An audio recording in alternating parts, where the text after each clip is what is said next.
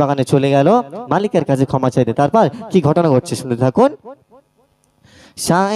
সারা দিন চলতে থাকে নদীর পথ ধরে, দেখে কেটে গাছের ডালে ঝুলে রয় নদীর উপরে।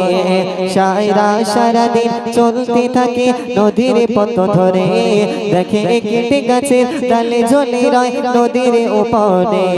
সেই গাছের মালিক আছে কোথায় খোঁজে তাগারে, সে চাইতে ক্ষমা গেল তখন সে মালিকের দ্বারে। বলে বিনা হুকুমে